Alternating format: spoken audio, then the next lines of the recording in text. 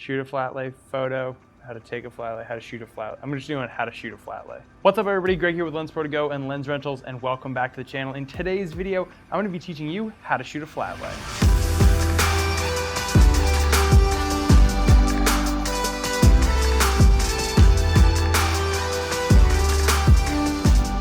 So the first thing you need to think about when you're getting ready to do your flat lay is the lighting. Now you really have three main options. The first one is gonna be natural light, like the sun coming through the window here, which is what we're using for our key light.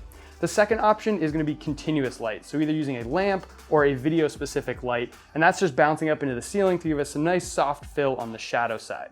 The third option is more for photographers, and that is an on or off camera flash or strobe. And this you can just bounce into the wall or the ceiling. The biggest thing is to keep the area out of direct light so you avoid harsh shadows.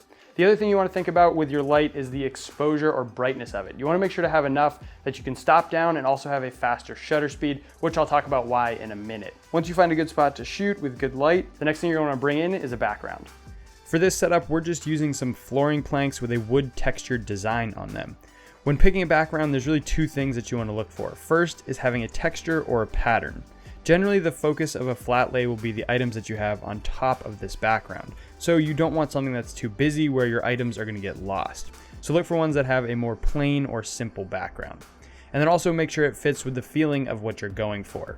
The second thing is colors. You don't always have to have a texture, but you still want your items to stick out. So look for good complementary colors that's going to fit the theme and give some good contrast.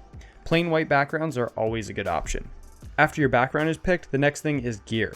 For a lens, we're using the new Canon RF 50mm 1.2, but you don't need to have a lens like this or have it as fast because you're going to want to stop down anyway.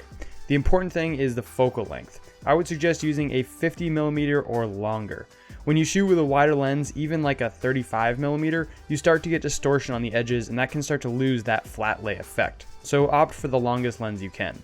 As for a camera, I have the Canon EOS R, which is a full frame sensor, but this isn't really important. The one thing I would look for to have is having a flip out screen. So that's gonna help you frame up your shot when you're holding the camera out over your flat lay. Now for some settings. The first one is aperture. I would try to keep this around an f4 or a 5.6 to make sure that everything is in focus. If you have some taller items or difference in height between your items, you might wanna get even closer to like an f8. The next setting is shutter speed. If you're shooting handheld, you'll want to try to double your focal length. So we have a 50mm, so we should shoot at a 1/100th of a second. If you have a 100mm, then 1/200th of a second at the minimum. And that's going to make sure that you're not going to get any motion blur in your shot. Now we have our gear and we're almost ready to shoot. The last thing I would say to grab besides all of your props is a couple random things like some rubber bands, which you can use to stop things from rolling around, an Allen key or a bobby pin to prop your items up, or even some tape to make sure things stay in the right place. Just make sure that it's small enough to hide under your items so they don't get in the shot. Now that we have all that, we're ready to start shooting. There are a few different styles of flat lays. The first one is the classic or OCD flat lay. With this one, everything is very carefully and specifically placed. You have the same spacing between every object, and negative space is used to create a very satisfying and clean image. Every item is fully visible and nothing is overlapping with each other. These shots give a feeling of a prep before something happens, like you're about to go on a trip. Next up is the bag dump. This is organized chaos. Things are still very specifically placed, but it's made to look like you just dumped everything out of your bag and it landed perfectly in a very aesthetic way.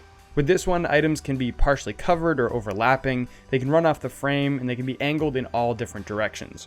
This type of flat lay is great for creating a mood, giving nostalgia, or having a theme. It feels more in the moment instead of before the moment like the one we just looked at.